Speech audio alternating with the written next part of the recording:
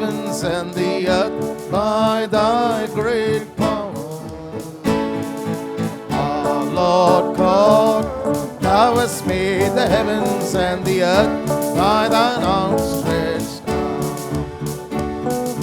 Nothing is too difficult for thee. Oh, nothing is too difficult for thee. Nothing is too difficult for thee. Oh, nothing is too difficult for thee. Oh, great and mighty God, great in counsel and mighty in nothing, Absolutely nothing. Nothing is too difficult for thee. nothing, absolutely nothing. Nothing is too difficult for thee. Nothing is too difficult for thee. Oh, nothing is too difficult for thee. Nothing is too difficult for thee. Oh, nothing is too difficult for thee. Oh, great and mighty God, great in counsel and mighty indeed. Nothing, absolutely nothing. Nothing is too difficult for Thank you, thee. Jesus. Nothing, Absolutely nothing. nothing is too difficult for thee. At the cross, where I first saw the light, and the burden of my heart rolled away. It was there by faith I received my sight, And now I am happy all the day.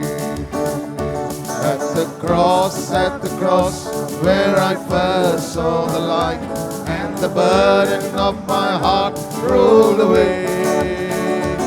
It was there by faith I received my sight, and now I am happy all the day.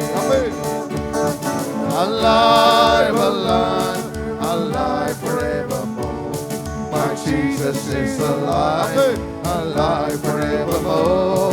Alive, alive, alive forevermore. My Jesus is alive. Sing hallelujah, sing hallelujah.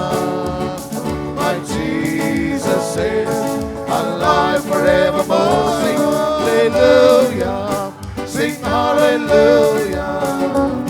My Jesus is alive, alive, alive, alive forevermore. Living word. My Jesus is alive, alive forevermore. Alive, alive, alive forevermore. My Jesus is alive. Sing hallelujah, Hallelujah. my Jesus is alive forevermore. Sing hallelujah, Sing hallelujah. my Jesus is alive. Savior, hallelujah, Hallelujah. sing hallelujah. Hallelujah. My Jesus is alive forevermore. Sing hallelujah, sing hallelujah. My Jesus is alive.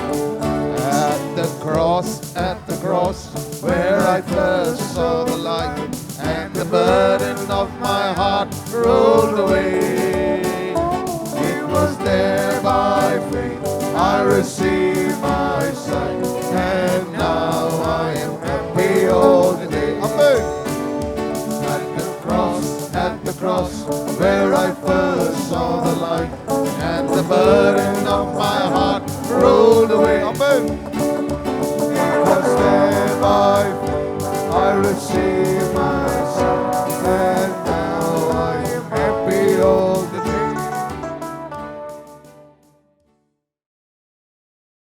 Let's bow our heads in a moment of prayer.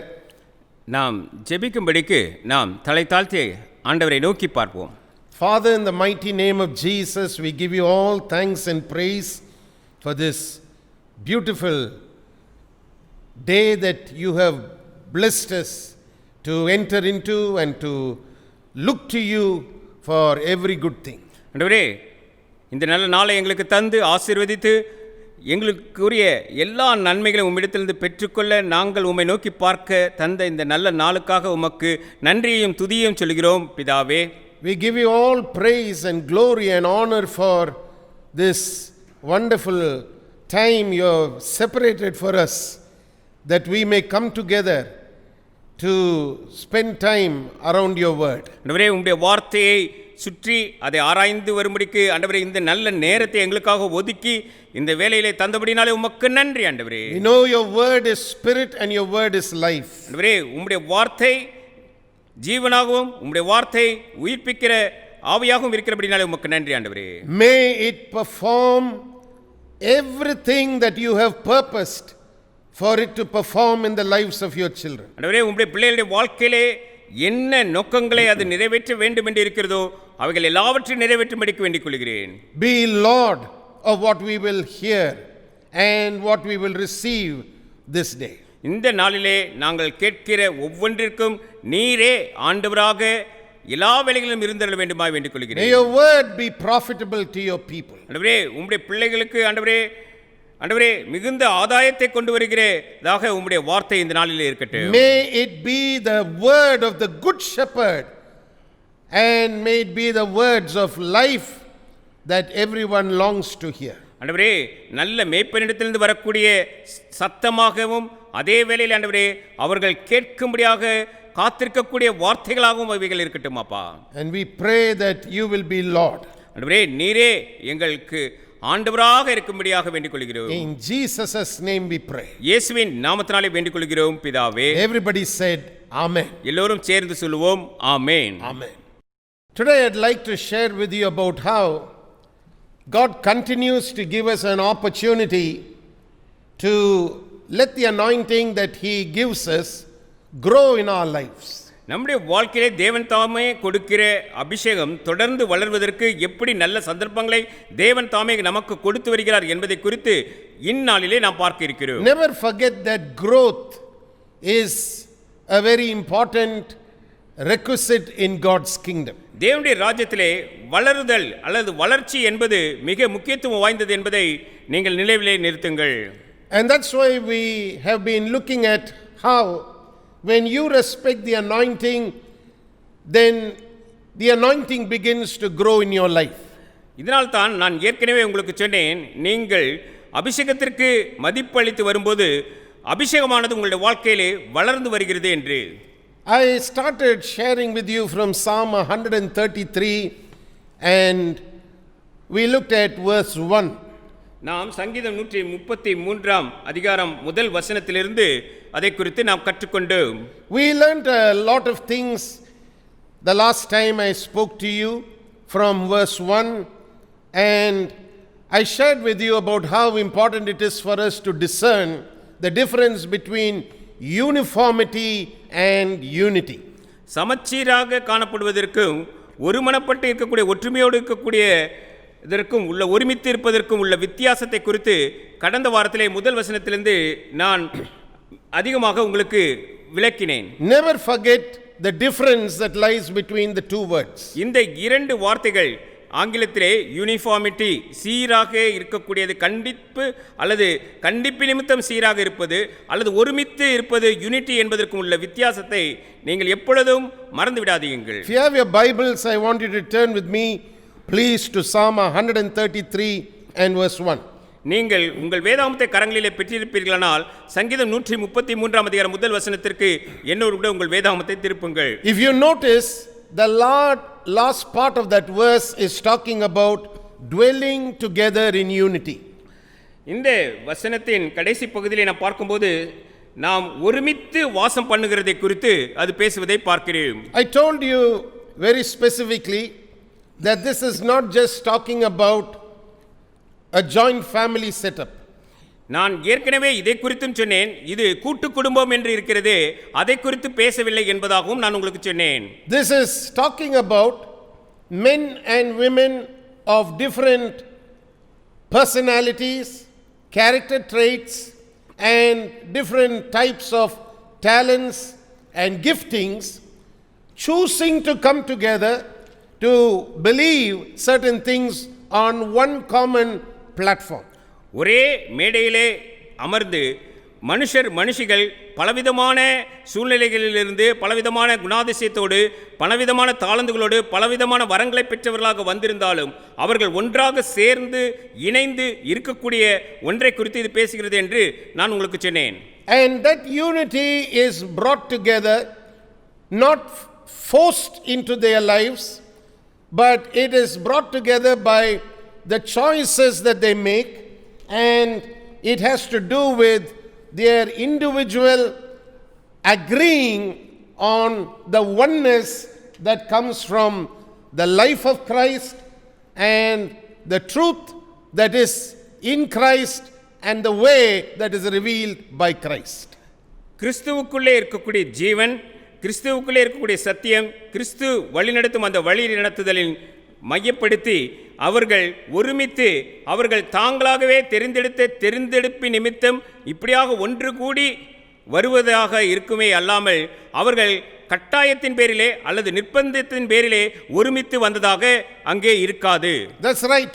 You must never forget, it is a voluntarily and a volitional decision made by each person individually. It's not forced upon them, but they all choose to agree, even in the midst of different diversities of, character traits and other things, to believe that they can come together on one platform and live in unity about what they believe in. அவர்கள் எதை குறித்து விசுவாசிக்கிறார்களோ அதை குறித்து ஒரே மேடையிலே அல்லது ஒன்றாக ஒருமித்து வாழ அவர்கள் தங்களுக்குள்ளாக தாங்களே முன்வந்து அவர்கள் எடுத்த தீர்மானங்களின்படியினாலே அவர்கள் வருவதாக இருக்குமே அல்லாமல் அவர்களை யாரேனும் கட்டாயப்படுத்தி அப்படியாக ஒன்று கூடி வந்ததாக அது இருக்காது. Whereas uniformity is a forced decision on someone. நாம் இந்த யூனிஃபார்மிட்டி என்று ஆங்கிலத்தில் இருக்கக்கூடிய வார்த்தையினுடைய அர்த்தத்தை பார்ப்போமானால் அது கட்டாயப்படுத்தி சீர்படுத்துவதை காட்டுகிறது. One person takes a decision and forces that decision on others. ஒருவர் தீர்மானம் எடுத்து அந்த தீர்மானத்தை மற்றவர்கள் மீது திணிப்பதாக அது காணப்படும்.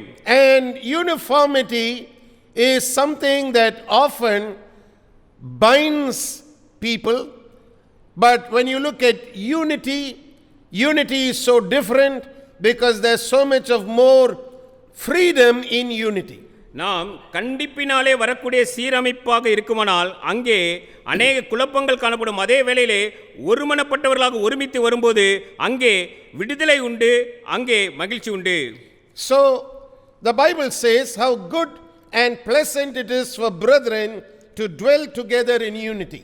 இதனால் தான் வேதாகம் நமக்கு இப்படியாக கற்றுக் கொடுக்கிறது, சகோதரர் ஒருமித்து வாசம் பண்ணுகிறது எத்தனை நன்மையும் எத்தனை இன்பமுமானது என்று. Now when you live in unity and you start respecting the anointings on others, you begin to see that there's something more that is revealed to us about what happens when that kind of a unity is in operation. ஒருமித்து வாசம் பண்ணி மற்றவர்களிடத்திலே காணப்படுகிற அபிஷேகத்திற்கு நீங்கள் மதிப்பளிக்கும் போது அந்த அபிஷேகத்தினால் வரக்கூடிய பலன்கள் என்ன என்பதை உங்களுக்கு தேவன் தாமே வெளிப்படுத்துவதாக இருக்கு. Verse 2 tells us it is like the precious ointment upon the head that ran down upon the beard, even Aaron's beard that went down to the skirts of his garments. நாம் இரண்டாம் வசனத்திலே வாசிக்கும் போது அது எப்படியாக இருக்கும் என்று சொல்கிறது, ஆரோனுடைய சிரசின் மேல் ஊற்றப்பட்டு அவனுடைய தாடியில் வடிகிறதும் அவனுடைய அங்கிகளின் மேல் இறங்குகிறதுமானது போல காணப்படுகிறது என்று சொல்கிறது. I want you to pay attention to this verse because this is a very important verse revealed to David, and it is something that is an eye opener to us in our times when we understand how the anointing works. இந்த வார்த்தை மிக முக்கியமானது. தாவீதுக்கு அந்த நாளிலே தேவன் தாமே வெளிப்படுத்தின வார்த்தை இன்றைய நாட்களிலே இருக்கக்கூடிய நமக்கு இதிலிருந்து ஒரு வெளிப்பாடு கிடைக்கக்கூடியதாக இருக்கிறபடினாலே இதிலே நாம் கருத்தாளம் செலுத்தி படித்துக் கொள்ளலாம். This verse is so pregnant, you can say, with the revelation of the love of God. தேவனுடைய அன்பை சுமந்ததாக அது ஒரு கருவிலே சுமந்து வருவது போன்ற மிகவும் விசேஷமான வார்த்தையாக இந்த வார்த்தை இருக்கிறது என்று சொல்லி அறிந்து கொள்ளுங்கள். Remember, we are talking about Christian growth. நீங்கள் இதை நினைவிலே கொண்டு வர வேண்டும். நாம் கிறிஸ்தவ வளர்ச்சியை குறித்து பேசிக் கொண்டு வருகிறோம். Christian growth doesn't have to do with a lot of understanding about other things in the Christian life in the absence of love. நாம் அன்பு இல்லாமல் மற்றவற்றை நாம் அதிகமாக தெரிந்தெடுத்திருந்தாலும் அது கிறிஸ்தவ வளர்ச்சிக்குள்ளே காணப்படாததாக இருக்கு. Christian growth is based heavily upon the love of God. கிறிஸ்தவ வளர்ச்சி என்று சொன்னாலே அது அதிகமாக தேவனுடைய அன்பை சார்ந்ததாக இருக்கிறது என்று அறிந்து கொள்ளுங்கள். Remember, the Bible tells us that knowledge puffeth up, but love edifies. அறிவு இருமாப்பை உண்டாக்கும், அன்போ பக்தி விருத்தியை உண்டாக்கும் என வேதாகமம் கூறுகிறது என்பதை நினைவில் நிறுத்துங்கள். The literal meaning of the word is, or the meaning of that verse is, when it says knowledge puffeth up, it says knowledge will give you a bloated head, but it is only the love of God that builds a person up. இந்த வார்த்தையின் அல்லது இந்த வசனத்தின் வெளிப்படையான பொருள் என்னவென்றால், அறிவு அகந்தையான சிந்தையை உண்டாக்கும் என்பதனையும் தேவனுடைய அன்பு மட்டுமே ஒருவரை கட்டி எழுப்பும் என்பதாகவும் அர்த்தப்படுத்துகிறது. Now listen very carefully. If you look at this verse, it says it is like the unity that you find among brethren is like the precious ointment upon the head that ran down upon the beard, even Aaron's beard, that went down to the skirts of his garments. இந்த சகோதரர்கள் ஒருமித்து வாசம் பண்ணுதல் எப்படியாக இருந்தது என்று 2ஆம் வசனத்திலே நாம் அது விளக்கமாக சொல்வதை பார்க்கிறோம். ஆரோனுடைய சிரசின் மேல் ஊற்றப்பட்டு அவனுடைய தாடியிலே வடிகிறது, அது அவனுடைய அங்கிகளின் மேல் இறங்கினது போன்று காணப்படுகிறது என்று சொல்கிறது. Now, for one, you must know that this is David singing this psalm. நீங்கள் இதையும் அறிந்து கொள்ள வேண்டும், தாவீது தான் இந்த சங்கீதத்தை பாடுகிறார். David knew what it was to have the anointing oil poured on his head by the prophet Samuel. Samuel தீர்க்கதரிசியினாலே தன்னுடைய தலையிலே அபிஷேக தைலம் ஊற்றப்பட்டு அனுபவம் பெற்றவர் தாவீது. But now he is not talking about himself, he is talking about something that he was not a personal witness of, but which the Holy Spirit was trying to show him by revelation. அவர் தன்னை குறித்து பேசவில்லை, அவர் தான் சாட்சியாக கண்ட ஒன்றை குறித்தும் பேசவில்லை, மாறாக பரிசுத்த ஆவியானவர் அவருக்கு வெளிப்படுத்துதலாக காட்டியதை குறித்து பேசுகிறார். Remember, David didn't live in the time of Aaron. Aaron வாழ்ந்த நாட்களிலே தாவீது வாழவில்லை என்பதையும் அறிந்து கொள்ளுங்கள். He was not of that same time period, he was not a contemporary of Aaron. ஆரோனுடைய சமகாலத்தவராக அல்லது அவர் வாழ்ந்த நாட்களிலே வாழ்ந்தவராக தாவீது இல்லை என்று அறிந்திருக்கிறோம். But the Holy Spirit was bringing to David's attention something that happened the very first time the anointing oil was poured upon Aaron. ஆரோனின் மீது முதல் முறையாக அபிஷேக தைலம் ஊற்றப்பட்ட போது என்ன நடந்தது என்பதை பரிசுத்த ஆவியானவர் இந்த இடத்திலே தாவீதுக்கு நினைவுக்கு கொண்டு வருவதை நாம் பார்க்கிறோம். The way in which verse 2 is written is such a powerful representation of how the anointing works. 2ஆம் வசனம் எப்படியாக எழுதியிருக்கிறது என்பதை நாம் ஊன்றி கவனித்தோமானால் அபிஷேகமானது எப்படி வல்லமையாக செயல்படுகிறது என்பதை நாம் அறிந்து கொள்ள முடியும். I'm going to look at it slowly so you will understand clearly how the anointing works when you live in unity. நீங்கள் ஒருமித்து வாழ்ந்து அதே வேளையிலே அபிஷேகம் எப்படியாக செயல்படுகிறது என்பதை கற்றுக்கொள்வதற்காக இந்த வசனத்தை நான் மெதுவாக உங்களுக்கு எடுத்துக்காட்ட இருக்கிறேன். Don't ever forget the meaning of the word pleasant that I shared with you, that enhances this unity among brethren. சகோதரர் மத்தியிலே காணப்படுகிற அந்த ஒருமையினாலே வருகிற இன்பத்தை குறித்து, இன்பமானதை குறித்து நான் ஏற்கனவே உங்களுக்கு சொல்லியிருக்கிறேன். அதையும் நினைவில் வையுங்கள். Remember, I shared with you about how the meaning of the word pleasant is a word that is normally in Hebrew used in the area of harmonizing in music. நாம் இசையிலே ஒருங்கிணைந்து அவைகள் இசை ஒன்று சேர்ந்து பண்பாடுதலாக வருவது எப்படி இருக்கிறதோ அப்படியான ஒரு சூழ்நிலையில் உண்டாகக்கூடிய ஒரு இன்பத்தை குறித்து தான் இந்த வார்த்தையை எடுத்துச் சொல்கிறது என்று நான் உங்களுக்கு சொன்னேன். That's the way it is used in the Hebrew language. அப்படியாகத்தான் எபிரேய மூல பதத்திலே அர்த்தம் தருவதாக இந்த வார்த்தை பயன்பட்டு இருக்கிறது. So we are looking at harmony in the unity of the brethren, and now we see it is likened to the precious anointing. நாம் சகோதரர்கள் ஒருமித்து வாசம் செய்யும்போது அங்கு காணும் இசைவான இணக்கம் குறித்து பார்த்து வருகிறோம். அது நல்ல தைலத்திற்கு ஒப்பாக சொல்லப்பட்டிருக்கிறது. It is called the precious ointment. அது நல்ல தைலம் என தமிழிலும் ஆங்கில வேதாகமத்தில் விலையேறப்பெற்ற தைலம் என பொருள்பட அழைக்கப்பட்டுள்ளது. Look at Exodus chapter 30, please. நீங்கள் என்னோடு கூட யாத்ராகம புத்தகம் 30ஆம் அதிகாரத்திற்கு உங்கள் வேதாகமத்தை திருப்புங்கள். In Exodus chapter 30, we are going to read a few verses from verse 30 onwards till the last part of that verse, or that last part of that chapter, to show you what this precious ointment was like.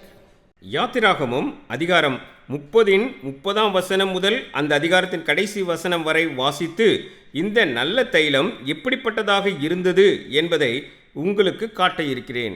Exodus chapter 30, please. யாத்திராகமம் 30ஆம் அதிகாரம் verses 30 onwards. 30ஆம் வசனம் முதல் நான் உங்களுக்காக வாசிக்கிறேன். And thou shalt anoint Aaron and his sons and consecrate them, that they may minister unto me in the priest's office. And thou shalt speak unto the children of Israel, saying, This shall be a holy anointing oil unto me throughout your generations. Upon man's flesh shall it not be poured, neither shall you make any other like it after the composition of it. It is holy, and it shall be holy unto you. Whoever compoundeth any like it, or whosoever putteth any of it upon a stranger, shall even be cut off from his people. யாத்திராகமம் 30ஆம் அதிகாரம் 30ஆம் வசனம். ஆரோனும் அவன் குமாரரும் எனக்கு ஆசாரிய ஊழியம் செய்யும்படிக்கு நீ அவர்களை அபிஷேகம் பண்ணி அவர்களை பரிசுத்தப்படுத்துவாயாக. இஸ்ரவேல் புத்திரரோடே நீ பேசி சொல்ல வேண்டியதாவது, உங்கள் தலைமுறை தோறும் இது எனக்குரிய பரிசுத்த அபிஷேக தைலமாய் இருக்க வேண்டும். இது மனிதனுடைய சரீரத்தின் மேல் வார்க்கப்படலாகாது. இது செய்யப்பட்ட முறையின்படியே அவர்கள் வேறொரு தைலத்தை செய்யவும் கூடாது. இது பரிசுத்தமானது. இது உங்களுக்கு பரிசுத்தமாயிருப்பதாக.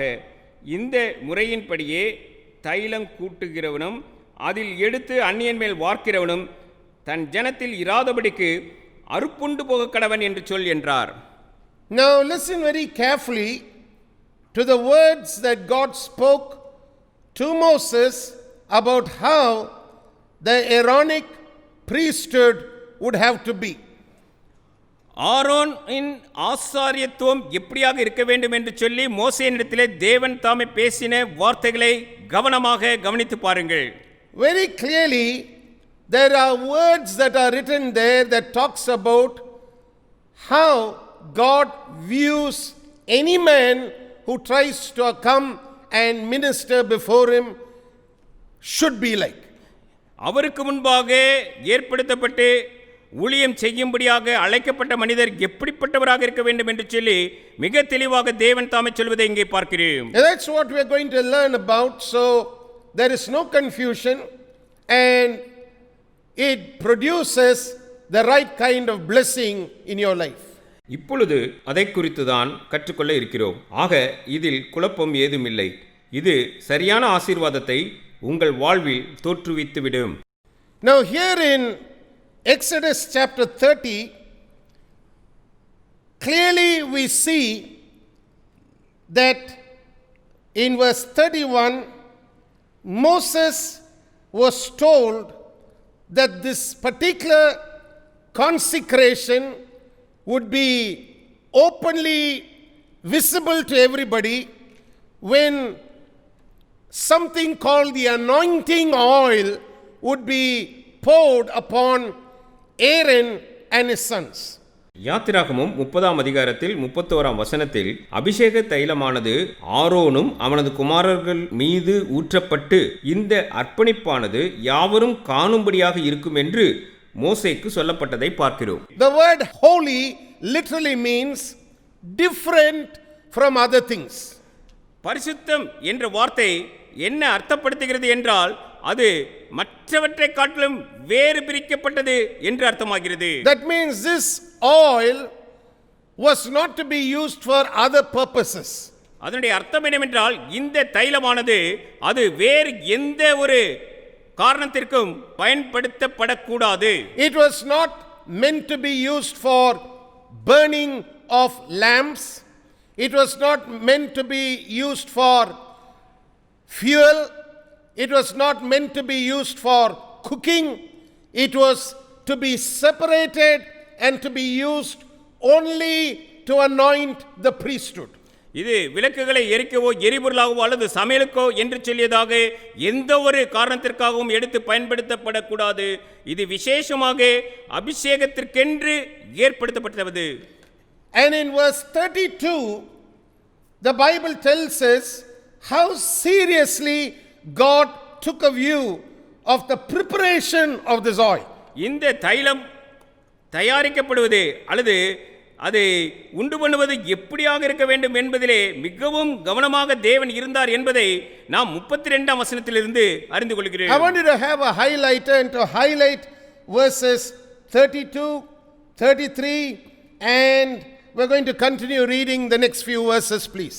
நாம் 32, 33 வசனங்கள் மேலும் உள்ள வசனங்களை வாசிக்கும் போது நீங்கள் அடிக்கோடிட்டுக் கொள்ளும்படிக்கு ஒரு அடிக்கோடிடும் கருவியை வைத்துக் கொண்டால் நலமாயிருக்கும். Firstly, God said there shouldn't be any other composition like it.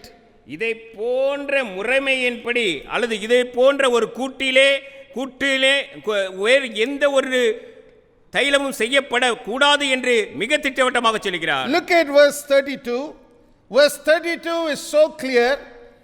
No other composition of such a kind should be ever created. That means there shouldn't be a duplicate created on the side to imitate this oil.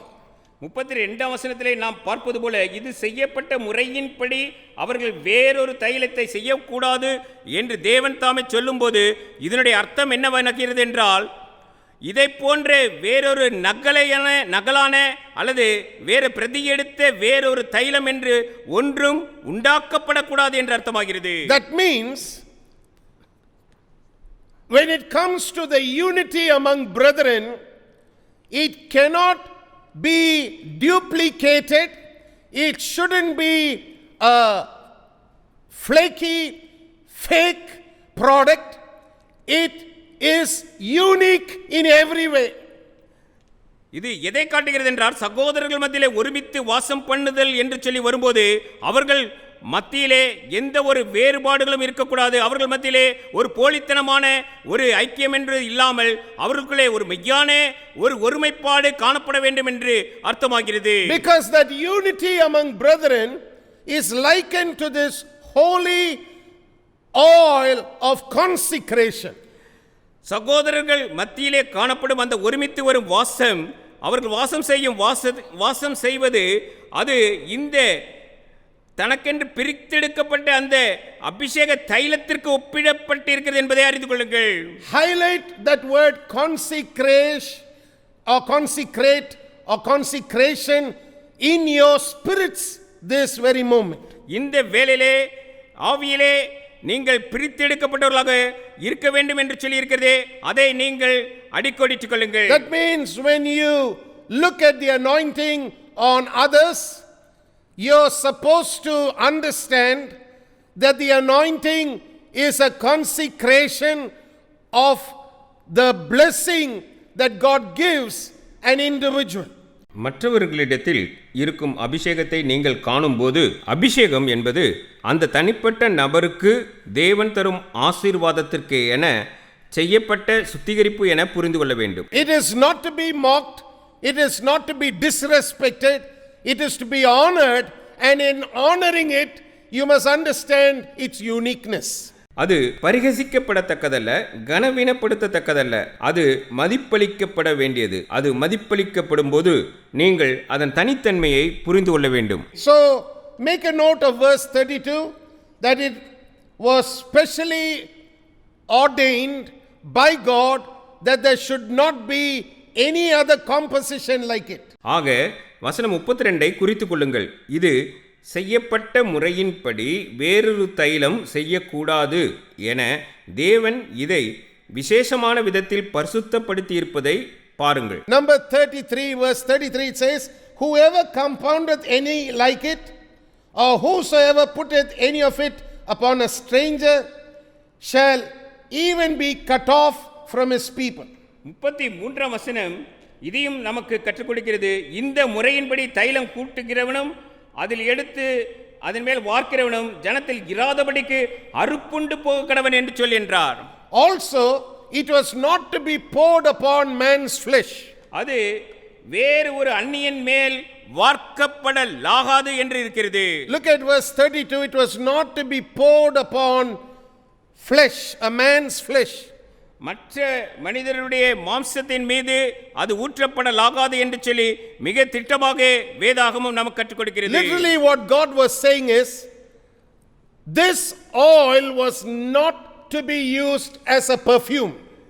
இந்த தைலமானது வாசனை திரவியமாக எடுத்து பயன்படுத்தப்படக்கூடாது என்று அர்த்தப்படுத்தி இந்த வார்த்தை நமக்கு கற்றுக் கொடுக்கிறது. That means if a man took a fancy to the preparation of this oil and decided to take and use it as a perfume on his body, or maybe apply it like a moisturizer on his body, God forbade its usage in that way. இந்த தைலம் கூட்டுகிற விதத்திலே தைலத்தை கூட்டி அதை அவருடைய சரீரத்தின் மீது அவர்களுக்கு ஈரப்படுத்திக் கொள்வதற்கு அல்லது அதை ஒரு வாசனை திரவியமாகவோ வேறு விதத்திலே அவன் பயன்படுத்தும்படியாக நினைத்தால் அப்படி செய்யலாகாது என்று திட்டவட்டமாக நமக்கு கற்றுக் கொடுக்கிறது. And it was not permitted to be taken and poured upon a stranger. இதனை எடுத்து வேறொரு அந்நியன் மீதும் வார்க்கப்படலாகாது என்று திட்டமாக கற்றுக் கொடுக்கிறது. In other words, the oil was so holy that it was not meant to be given to somebody who was a stranger to the covenant of God. தேவனுடைய உடன்படிக்கை அந்நியராய் இருக்கிறவர்கள் மீது இது வார்க்கப்படக்கூடாது. ஏனென்றால் இது பரிசுத்தமானது, இது பிரித்தெடுத்து வைக்கப்பட்டது என்பதை அறிந்து கொள்ள வேண்டும். Now look at it in the context of unity. இந்த இங்கே சொல்லப்பட்டிருப்பவைகளை நீங்கள் ஒருமித்து வாசம் செய்தலோடு கூட ஒப்பிட்டு பாருங்கள். Because before I start reading verse 34, I want you to see all this is connected to unity among brethren. நான் 34 வசனத்தை எடுத்து உங்களுக்கு விளக்குவதற்கு முன்பதாக இங்கே சொல்லப்பட்டவைகள் அனைத்தும் சகோதரர்கள் ஒருமித்து வாசம் பண்ணுதலோடு கூட சேர்ந்து போகின்றன என்று சொல்லி நீங்கள் அறிந்து கொள்ள வேண்டும். What God was trying to show is unity is likened to the oil of consecration because it was not meant to divide and to separate the brethren. தேவன் அவர் தாமே தெளிவுபடுத்த விரும்புவது என்னவென்றால், இது சகோதரரை ஒருமைப்பாடு இல்லாமல் பிரித்து வைப்பதற்காக அல்ல என்பதனை உணர்த்தும்படிக்கே ஒருமித்து இருத்தல் என்பது பரிசுத்தப்படுத்தும் தைலத்திற்கு ஒப்பாக சொல்லப்பட்டிருக்கிறது. Sadly, that's what we see happening most of the time in the majority of believers' lives. விசுவாசிகளுடைய வாழ்க்கையிலே அநேக வேளைகளிலே அநேக இடங்களிலே நாம் பிரித்து வைக்கப்படுவதே நாம் பார்க்கிறோம். Most people think the anointing divides, but the Bible tells us the anointing helps us grow in the love of God and in brotherly love, which is to continue like we read in the book of Hebrews. நாம் எபிரேயரிலே வாசிக்கிறது போல அவருடைய அன்பின் நிமித்தமாய் வளர்கிறதாகவே அபிஷேகம் இருக்கிறதே அல்லாமல் அநேகர் நினைப்பது போல அபிஷேகமானது பிரித்து வைக்கக்கூடியதாக இல்லை என்று அறிந்து கொள்ளுங்கள். So instead of thinking that the anointing comes to make us have a bloated head and to live in pride, the anointing actually comes to help us grow in Christ and in brotherly love. அபிஷேகமானது நாம் பெருமைப்பட்டு மெச்சிக்கொள்வதற்காக அல்ல, அது கிறிஸ்துவின் அன்பிலே நாம் ஊன்ற கட்டப்பட்டு வளர்கிறவர்களாக இருக்கும்படியே நமக்கு தரப்படுகிறது என்று அறிந்து கொள்ளுங்கள். That means every time we have the anointing in our lives in operation, it's one more opportunity God giving us to be able to live in harmony with someone else. மற்றவர்களோடு கூட நாம் இணைந்தவர்களாக ஒருமித்து வாழும் படிக்கே அபிஷேகமானது நம்முடைய வாழ்க்கையிலே கொடுக்கப்படுகிறது, அது செயல்படுகிறது என்று சொல்லி நீங்கள் அறிந்து கொள்ளுங்கள். That's why we are called to be zealous for the anointing and not jealous of the anointing. நாம் அபிஷேகத்தை குறித்து வைராக்கியம் உள்ளவர்களாக இருக்க வேண்டும், ஆனால் அபிஷேகத்தின் நிமித்தம் நாம் பொறாமைப்படுகிறவர்களாக இருக்கக்கூடாது என்று நான் உங்களுக்கு சொன்னது இதுதான் அர்த்தமாகிறது. Now we are going to learn about how unity works. இப்பொழுது ஒருமித்து வாசம் பண்ணுதல் எப்படியாக செயல்படுகிறது என்று சொல்லியதாக பார்ப்போம். And the Lord said unto Moses, take unto thee, verse 34, sweet spices, staccae and onyx and galbanum, these sweet spices with pure frankincense, of each shall there be a like weight. 34 வசனம். பின்னும் கர்த்தர் மோசேயை நோக்கி, சுத்த வெள்ளை பூலமும் குங்குளியமும் அல்பான் பிசினுமாகிய கந்த வர்க்கங்களையும் சுத்தமான சாம்பிராணியையும் நீ சமநிலையாக எடுத்து, Now, and thou shalt make it a perfume, a confection after the art of the apothecary, tempered together, pure and holy. தைலக்காரன் செய்கிறது போல அதற்கு பரிமளம் மேற்றி துப்புரவான பரிசுத்த தூப வர்க்கமாக்கி. Now, I want you to look at how God wanted these 4 different things to be taken and mixed together.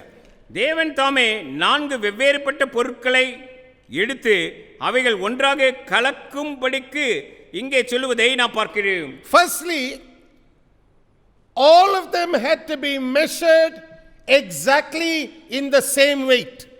முதலாவது அது அவைகள் சம நிறையாக எடுத்துக்கொள்ளப்பட வேண்டும். I want you to note these things down. I want you to learn them well. If you're writing and taking them down, it's good for you, because unless you understand this, you will never understand fully the mind of God about the anointing. அபிஷேகத்தை குறித்து தேவனுடைய சிந்தையில என்ன இருக்கிறது என்பதை நீங்கள் அறிந்து கொள்வதற்கு இவைகளை சரியான விதத்தில் நீங்கள் கற்று அறிந்திருக்க வேண்டியது அவசியமாக இருக்கிறபடினாலே நான் இங்கே சொல்லுவதை குறிப்பெடுத்து மிக கவனமாக கற்றுக்கொள்ளுங்கள். Now remember, there was diversity in the 4 different things, ingredients that made up this oil. இந்த தைலம் செய்யப்படுவதற்கு உபபொருள்களாக அல்லது அதை செய்யும் மூலப்பொருள்களாக இருந்தவை 4 வெவ்வேறுபட்ட பொருட்கள் என்று சொல்லி அறிந்து கொள்ளுங்கள். That's right, there was great diversity among these 4 products. இந்த 4 பொருள்களும் வெவ்வேறு விதத்திலிருந்து வந்தவை, வெவ்வேறு விதமான குணம் கொண்டவை. But they had to be taken together in the right equal measure. ஆனால் அவைகள் எடுக்கப்படும் போது அவைகள் சமநிலையாக எடுக்கப்பட வேண்டும். That means in unity, when brethren come together, they may come in with different giftings, they may come in with different talents, they may come in with different personalities, but in the sight of God, God looks at each one of them with the same eye, and he is no respecter of persons.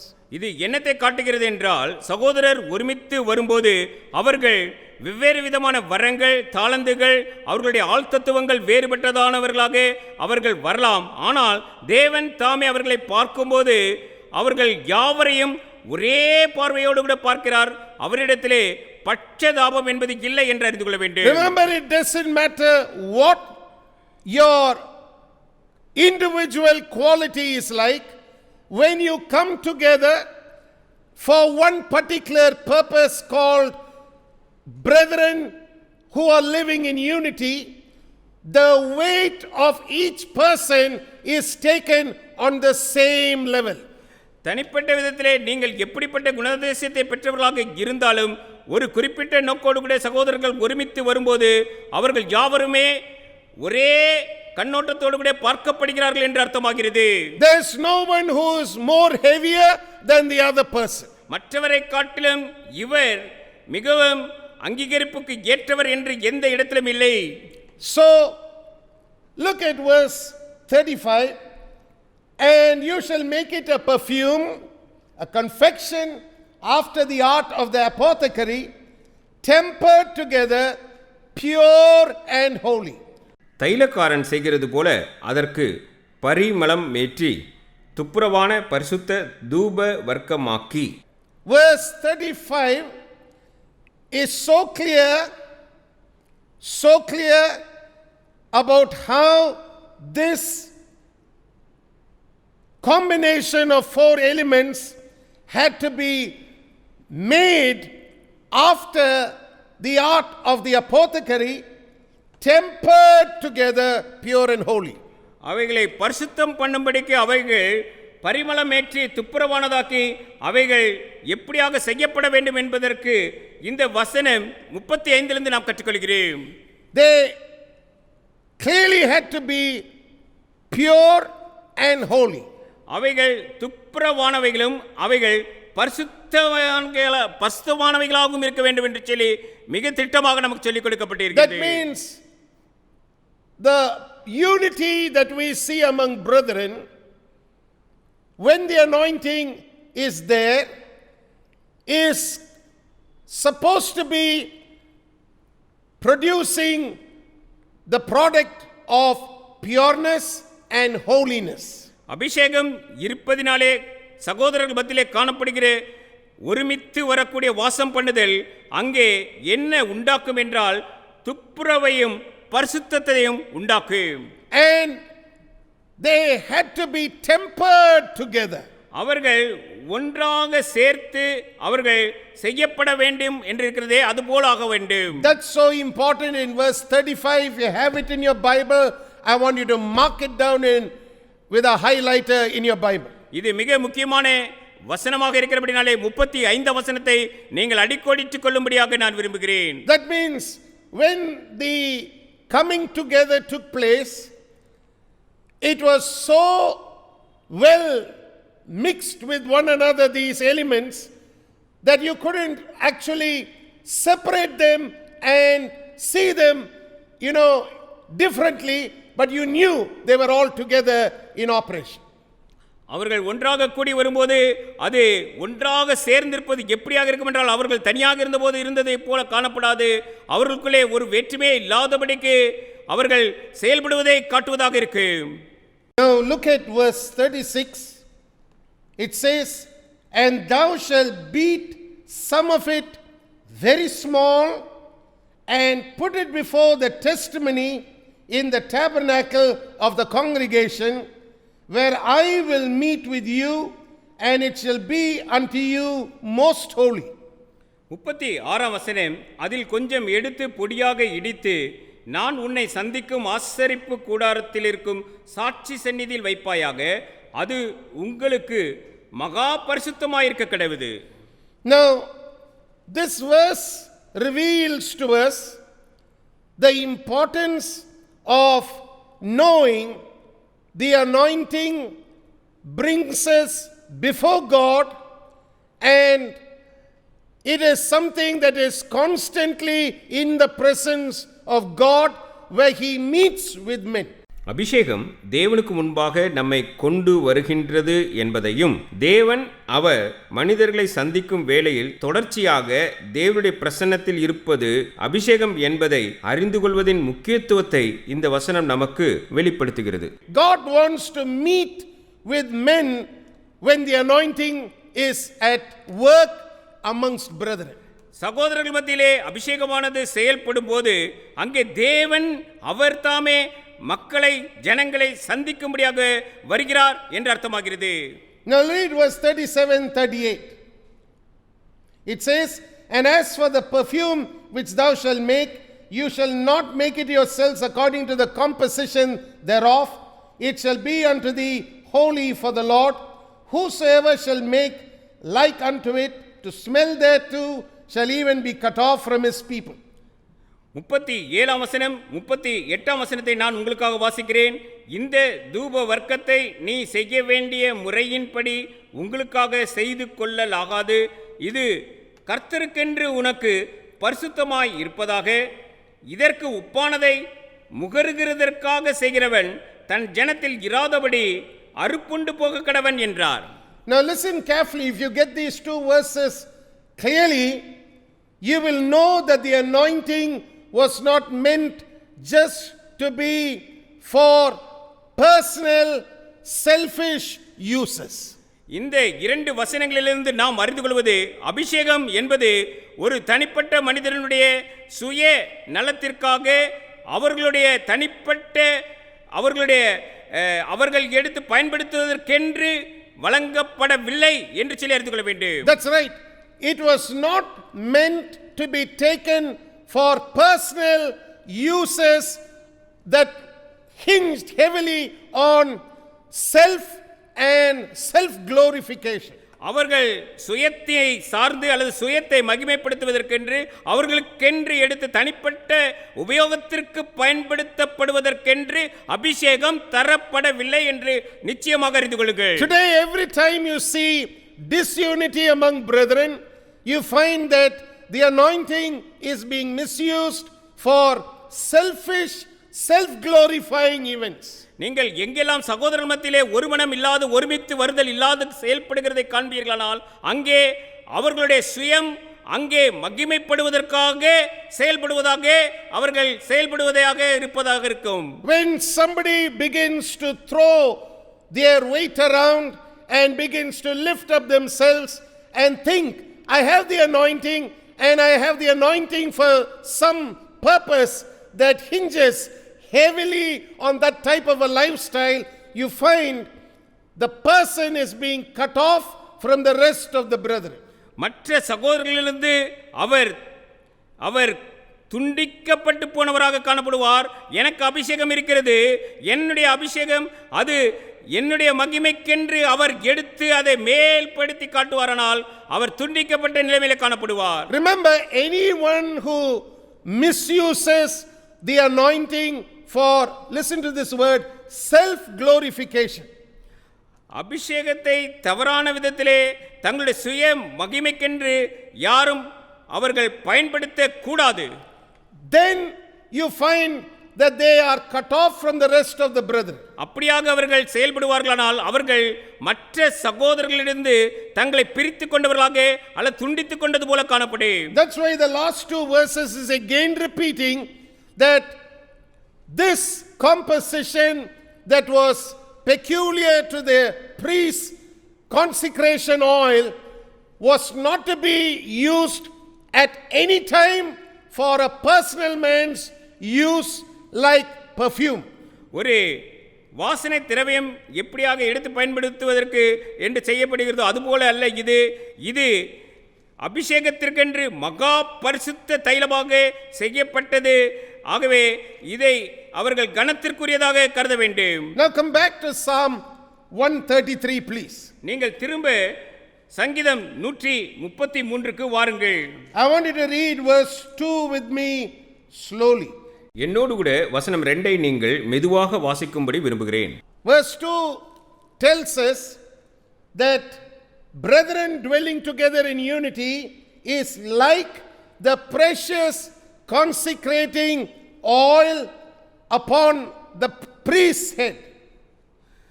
சகோதரர் ஒருமித்து வாசம் பண்ணுவது எப்படி இருக்கிறது என்றால் ஆரோனுடைய சிரசின் மேல் அங்கே பரிசுத்தமாக ஊற்றப்பட்ட அந்த தைலத்திற்கு ஒப்பாயிருக்கிறது என்று சொல்கிறது. That means in every way this unity is pure, this unity is undefiled, and this unity is holy. இது என்ன அர்த்தப்படுத்துகிறது என்றால் இந்த ஒருமித்து வாசம் பண்ணுதல் அது சுத்தமானதாகவும் களங்கம் இல்லாததாகவும் அது பரிசுத்தமானதாகவும் இருக்கிறது என்று அர்த்தப்படுகிறது. I want you to make a note of this. It's pure, it's holy and undefiled. இது சுத்தமானது பரிசுத்தமானது களங்கம் இல்லாதது என்பதை நீங்கள் சரியான விதத்திலே புரிந்து கொள்ள வேண்டும். It is so holy that it is applied upon the head of the man who stands to minister before God. தேவனுக்கு முன்பாக ஊழியம் செய்யும்படியாக அழைக்கப்பட்டவரின் மீது ஊற்றப்படுகிற மகா பரிசுத்தமான தைலம் இது என்று சொல்லி அறிந்து கொள்ளுங்கள். Then the next part of the verse is again filled with so much of meaning. இந்த வசனத்தின் அடுத்த பகுதியும் மிக அர்த்தம் பொதிந்ததாக இருக்கிறது. It says that ran down upon the beard. அது என்ன சொல்கிறது? அவனுடைய தாடியிலே வடிகிறது என்று சொல்கிறது. This again brings before our eyes an important truth about the anointing. அபிஷேகத்தை குறித்து மற்றொரு சத்தியத்தையும் இந்த வார்த்தைகள் நமக்கு தருகின்றன. I'm going to share this truth with you and I believe it will be a blessing to you as you receive it into your spirits. நான் இந்த சத்தியத்தை உங்களுக்கு எடுத்துக்காட்டும் வேளையிலே உங்களுடைய ஆவியிலே உணர்ந்தவர்களாக நீங்கள் உள்வாங்கிக் கொள்ளும்போது அது உங்களுக்கு நிச்சயமாக ஆசீர்வாதமாக இருக்கும். In fact, this will be a rude shock for many people in the church as well. இன்றைக்கு சபையில் இருக்கக்கூடிய அநேகருக்கு அதிர்ச்சி அளிக்கக்கூடிய ஒரு வார்த்தையாக கூட இது இருக்கலாம். Because in the church you see a lot of proud people sitting and considering themselves as anointed. சபையிலே அநேகர் பெருமை கொண்டவர்களாக அவர்களை தாங்களே அவர்கள் அபிஷேகிக்கப்பட்டவர்களாக கருதி கொண்டு இருக்கிறவர்களாகவும் இருக்கிறார்கள். They understand the anointing to mean behaving exclusively. அவர்கள் அபிஷேகம் செய்யப்பட்டு இருத்தல் என்றால் அவர்கள் தனிப்பட்ட விதத்தில் எப்படியெல்லாம் செயல்பட முடியுமோ அப்படியாக செயல்படுவது என்று சொல்லியதாக அர்த்தம் கொண்டிருக்கிறார்கள். I want you to write this down please. இதையும் நீங்கள் எழுதி கொண்டால் நலமாயிருக்கும்.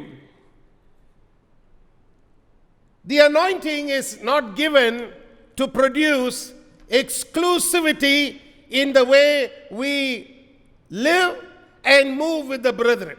நாம் தனித்து சென்று செயல்படுவதாக சகோதரர்களை விட்டு பிரிந்து சென்று செயல்படுவதற்கு நமக்கு அபிஷேகம் தரப்படவில்லை என்பதையும் நீங்கள் எழுதிக் கொள்ளுங்கள். The anointing was not meant to make you become an island to yourself.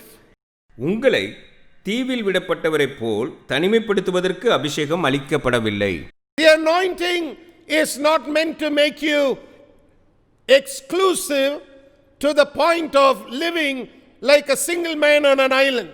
ஒரு தீவிலே தனித்து விடப்பட்டு தனியாக இருக்கக்கூடிய ஒரு மனிதனைப் போல நான் செயல்படுவதற்கு அபிஷேகம் உதவுகிறது என்று சொல்லுவது போல இல்லை என்று அறிந்து கொள்ளுங்கள். If you go through church history in the past, there have been times in which many people have made that mistake and later repented of that mistake. சபையின் வரலாற்றை நாம் புறப்பட்டி பார்க்கும்போது அங்கே அநேகர் இந்த தவறை செய்து பின்னாளிலே அவர்கள் அதற்காக வருந்தினதாகவும் நாம் பார்க்கிறோம். Remember, this oil ran down upon the beard.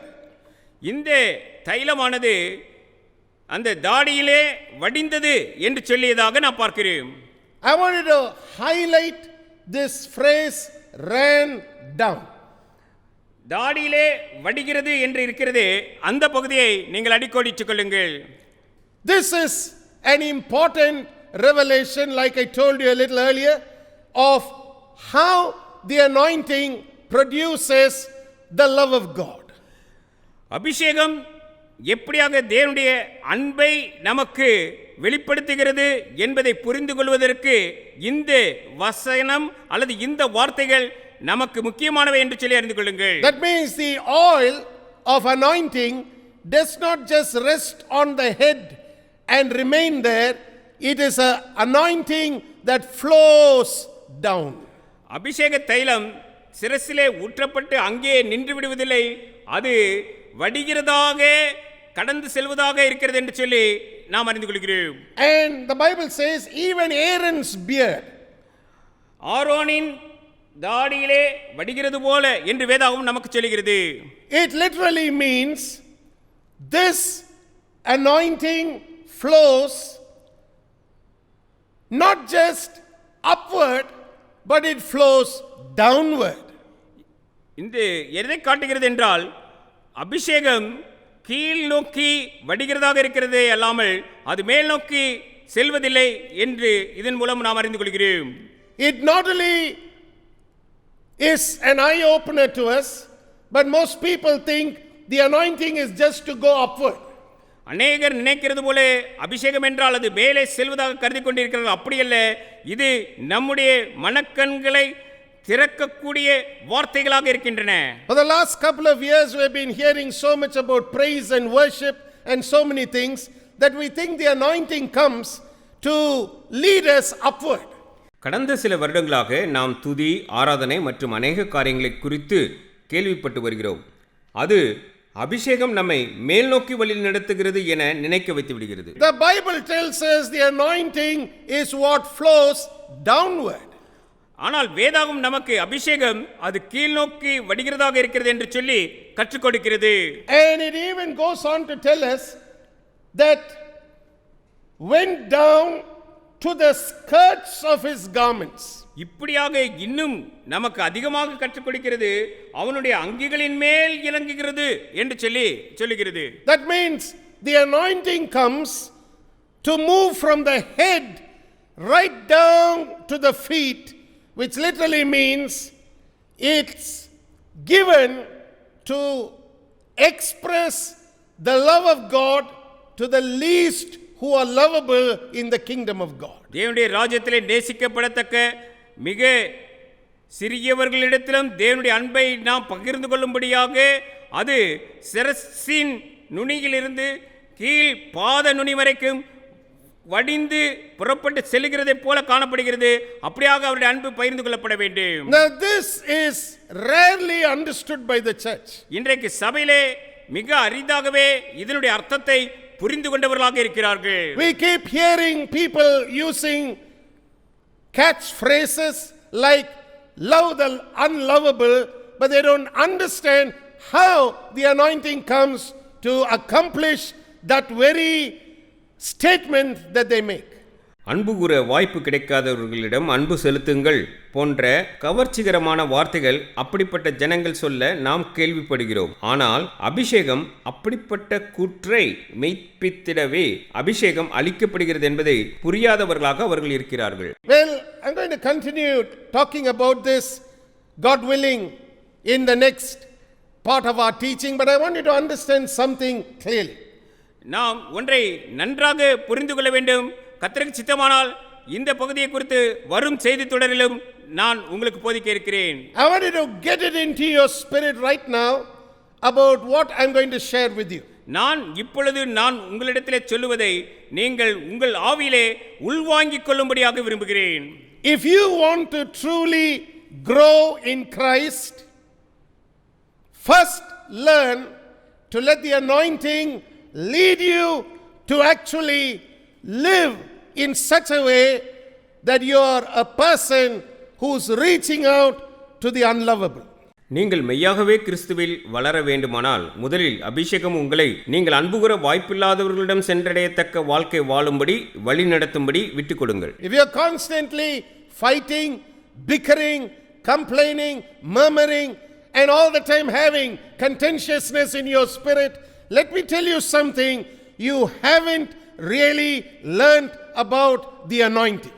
நீங்கள் முறுமுறுக்கிறவர்களாக, குறை சொல்லுகிறவர்களாக, மற்றவர்களை பார்த்து ஏளனம் செய்கிறவர்களாக இருப்பீர்களானால் அந்த வேளையிலே நீங்கள் உண்மையான தேவனுடைய அபிஷேகத்தை சரியான விதத்தில் புரிந்து கொண்டிராதவர்களாக இருக்கிறீர்கள் என்று சொல்லி நான் உங்களுக்கு சொல்லுவேன். Remember, the anointing is pure, undefiled, holy, and it brings us to a place where God comes to speak and commune with us. அபிஷேகமானது சுத்தமும் பரிசுத்தமும் கலங்கமற்றதுமாய் இருக்கிறபடினாலே தேவன் தாமே நம்மிடத்திலே வந்து சம்பாஷிக்கும்படிக்க ஒரு இடத்திற்கு அது கொண்டு வந்து சேர்க்கிறது நம்மை என்று சொல்லியதாக நாம் அறிந்து கொள்ள வேண்டும். Well, let's close with prayer right now. நாம் ஜெபித்து இந்த செய்தி வேலையை முடிக்கலாம் என்று சொல்லி நான் விரும்புகிறேன். I'm not through with this golden opportunity that God gives us to enjoy the anointing in these last days. இந்த கடைசி காலங்களிலே அபிஷேகத்தை நாம் பெற்று அனுபவிக்கக்கூடிய நல்ல சந்தர்ப்பத்தை பெற்றிருக்கிறோம். அந்த சத்தியத்தை நாம் தொடர்ந்து பார்த்து வருகிறோம். அது இன்னும் நிறைவடையவில்லை என்று நான் உங்களுக்கு சொல்கிறேன். Let's bow our heads in a moment of prayer. நாம் ஜெபிப்போம், தலை தாழ்த்தி ஆண்டவரை நோக்கி பார்ப்போம். Father, in the mighty name of Jesus Christ of Nazareth, we give you thanks for the wonderful revelation from the Word of God about the truth concerning the holy consecration oil that was on the priest.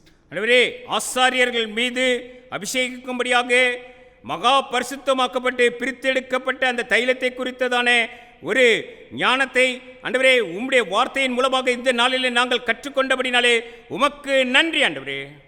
We thank you, Father, for bringing us together in the unity of faith right now during this time of the feast of the Jewish feast of Hanukkah to consider how this anointing oil works.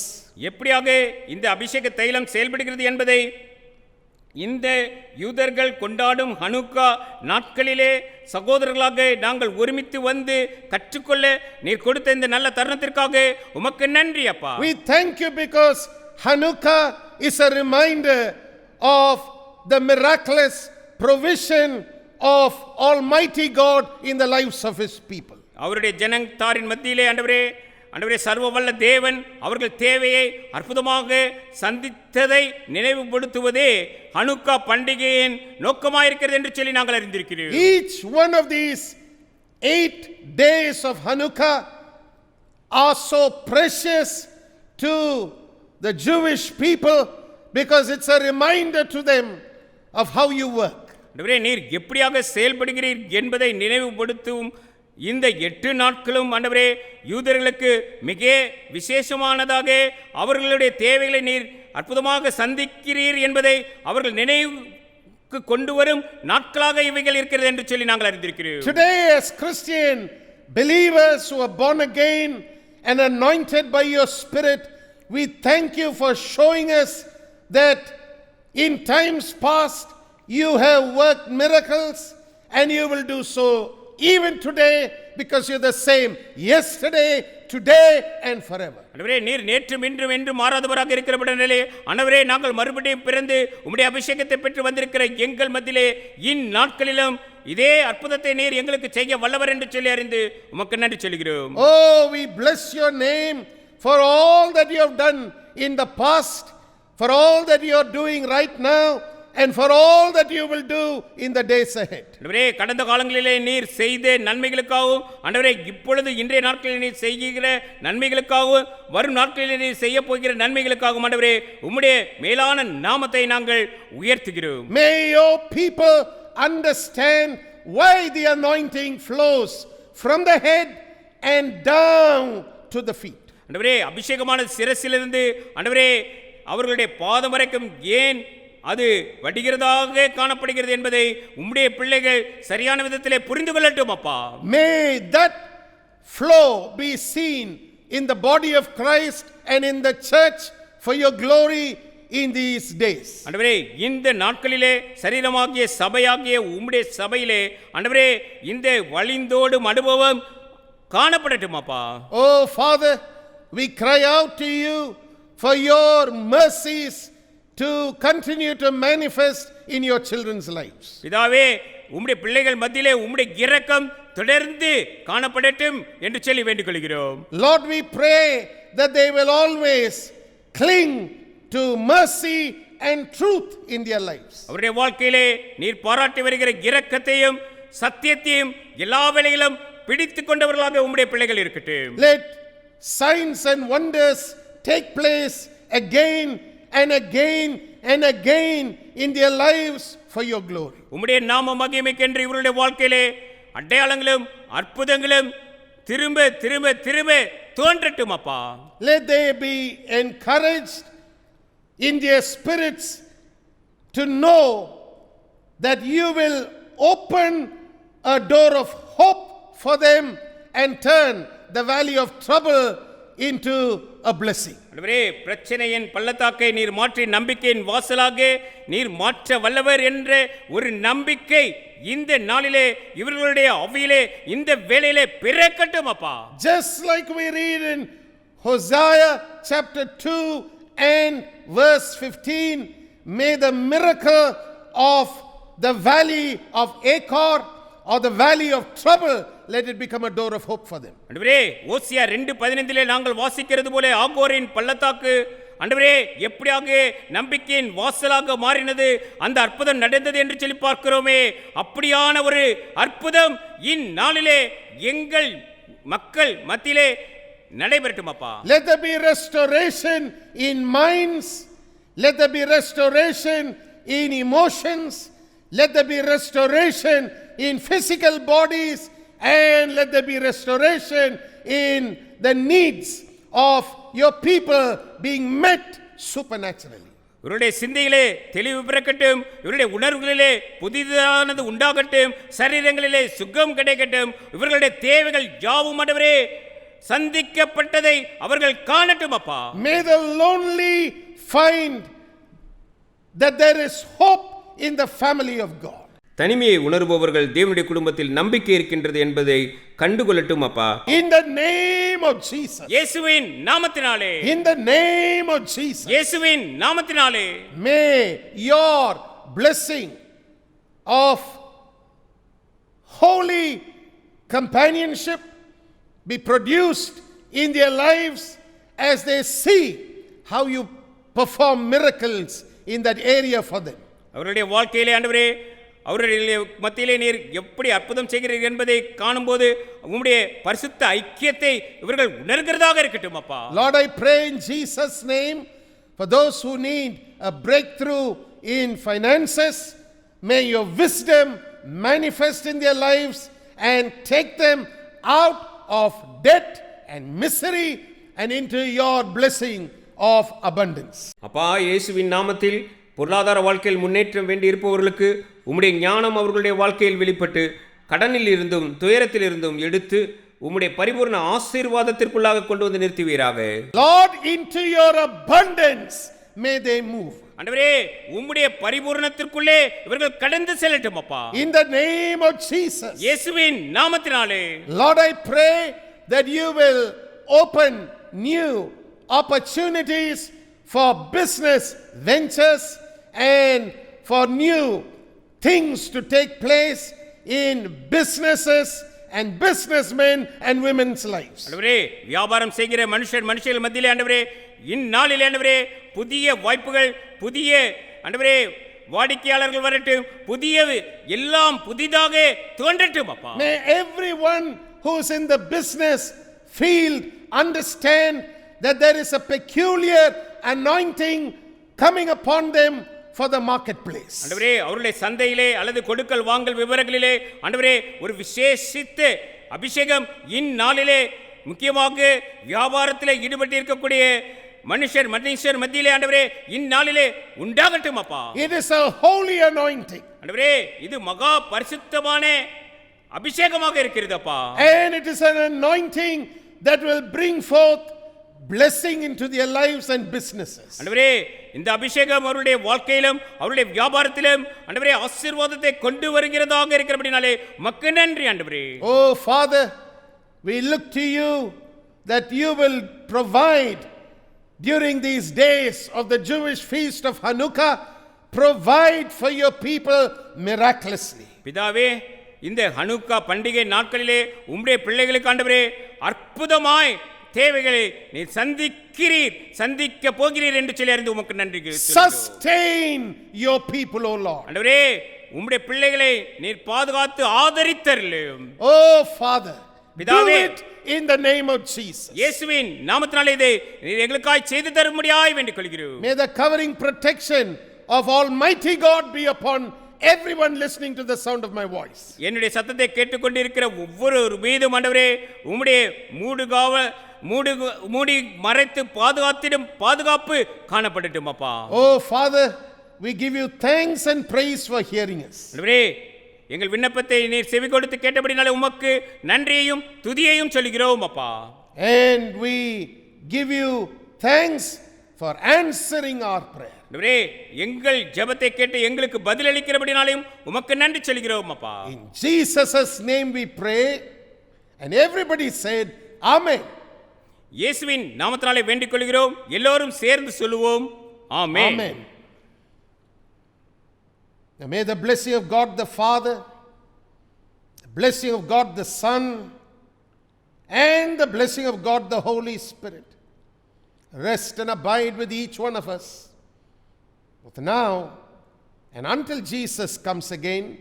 நம்முடைய ஆண்டவராகிய இயேசு கிறிஸ்துவின் கிருபையும் பிதாவாகிய தேவனின் அன்பும் தூய பரிசுத்த ஆவியானுடைய ஐக்கியமும் நம்மோடு கூட இன்றும் என்றும் இருப்பதாக. ஆமென் and amen. Hallelujah. Hallelujah. How wonderful it is to know all these truths are written and given into our hands that we may learn about them as the Holy Spirit teaches us. நமக்கு பரிசுத்த ஆவியானவர் கற்றுத் தருகிறார். அது மாத்திரமல்ல, இந்த சத்தியங்கள் அனைத்தும் நம்முடைய கரங்களிலே எழுதி கொடுக்கப்பட்டு இருக்கிறதை காண்பது மிக அற்புதமாக இருக்கிறது அல்லவா? There is a very wonderful verse in the book of Proverbs which has been written and given to us. நீதிமொழிகள் புத்தகத்திலே நமக்காக எழுதி ஒரு அழகான வசனம் கொடுக்கப்பட்டு இருக்கிறது. It is found in Proverbs chapter 22. நீதிமொழிகள் 22ஆம் அதிகாரத்திலே நாம் இந்த வசனத்தை பார்க்கிறோம். In Proverbs chapter 22 verses 20 and 21 it says like this: Have not I written to you excellent things in counsels and knowledge, that I might make thee know the certainty of the words of truth, that thou mightest answer the words of truth to them that send unto you. நீதிமொழிகள் 22ஆம் அதிகாரம் 20ஆம் 21ஆம் வசனம் இப்படியாக நமக்கு கற்றுக் கொடுக்கிறது. சத்திய வார்த்தைகளின் யதார்த்தத்தை நான் உனக்கு தெரிவிக்கும்படிக்கும், நீ உன்னை அனுப்பினவர்களுக்கு சத்திய வார்த்தைகளை மறுமொழியாக சொல்லும்படிக்கும், ஆலோசனையையும் ஞானத்தையும் பற்றி நான் உனக்கு முக்கியமானவைகளை எழுதவில்லையா? God wants us to focus on truth in these end times. இந்த கடைசி காலங்களிலே நாம் சத்தியத்தினை மிகவும் கருத்து செலுத்தி கவனித்து கற்றுக்கொள்ள வேண்டும் என்று சொல்லி விரும்புகிறார். Don't compromise on truth. நீங்கள் ஒருபோதும் சத்தியம் என்று வரும்போது நீங்கள் விட்டு கொடுத்து விடாதீர்கள். Truth is the only one which will keep you stable during unstable days. நிலையற்ற உலகிலே நிலையானதாக உங்களை பாதுகாக்க நிலையாக நிறுத்த வல்லது சத்தியம் மாத்திரமே. God bless you and share this teaching link with someone else. தேவன் தாமே நம்மை ஆசீர்வதிப்பாராக. இந்த லிங்கை நீங்கள் மற்றவர்களோடு கூட பகிர்ந்து கொள்ளுங்கள். In fact, you have an entire week, not just one day, but an entire week to share this link with others in the way that God will help you do it. தேவன் தாமே உங்களுக்கு உதவி செய்வார். நீங்கள் உங்களிடத்திலே இந்த ஒரு நாள் மட்டுமல்ல, இந்த வாரத்தின் சகல நாட்களிலும், அனைத்து நாட்களிலுமே இந்த லிங்கை பகிர்ந்து கொள்ள கூடும். Till we meet the next time, I want you to make use of each day and share this out, put it out, and you will be immensely blessed to know that God's word will never return void but will accomplish the purpose for which it was sent. நாம் மீண்டும் அடுத்த முறை சந்திக்கும் வரை உங்கள் ஒவ்வொரு நாளையும் பயன்படுத்தி இந்த லிங்கை பகிர்ந்திடுங்கள். தேவனுடைய வார்த்தை வெறுமனே திரும்பாது என்பதையும், அது என்ன நோக்கத்திற்காக அனுப்பப்பட்டதோ அதனை நிச்சயம் நிறைவேற்றும் என்பதை அறியும் போது நீங்கள் பெரிதான ஆசீர்வாதத்தினை பெற்றுக்கொள்வீர்கள். God bless you. தேவன் தாமே நம்மை ஆசீர்வதிப்பார். హల్లెలూయా స్తుతి మహిమ ఎల్లప్పుడూ దేవునికి ఇచ్చెదము. హల్లెలూయా స్తుతి మహిమ ఎల్లప్పుడూ దేవునికి ఇచ్చెదము. హల్లెలూయా హల్లెలూయా హల్లెలూయా హల్లెలూయా హల్లెలూయా హల్లెలూయా హల్లెలూయా స్తుతి మహిమ ఎల్లప్పుడూ దేవునికి ఇచ్చెదము. హల్లెలూయా స్తుతి మహిమ ఎల్లప్పుడూ దేవునికి ఇచ్చెదము.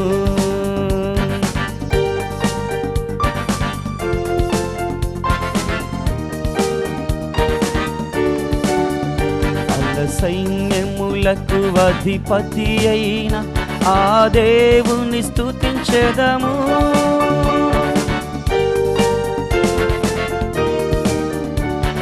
సైన్యములకు అధిపతి అయిన ఆ దేవుని స్తుతించెదము. అలసాంద్రములను దాటించిన ఆ యెహోవాను స్తుతించెదము. అలసాంద్రములను దాటించిన ఆ యెహోవాను స్తుతించెదము. హల్లెలూయా స్తుతి మహిమ ఎల్లప్పుడూ దేవునికి ఇచ్చెదము. హల్లెలూయా స్తుతి మహిమ ఎల్లప్పుడూ దేవునికి ఇచ్చెదము. Make sure you don't miss receiving our free monthly newsletter, The Pulpit, which contains a 4-part teaching series on various Bible topics that will help you live in victory. You can read it online by going to christchapel.in and click on eBook Library, where you will find all our newsletters available. To receive a physical copy of Pulpit, you can go to christchapel.in and click on Join Now, and fill in your complete postal mailing address along with your contact mobile number, and we will be happy to send it to you free and postpaid. Should you want to receive the newsletter via email, do include your request along with your current email ID. Thank you and God bless.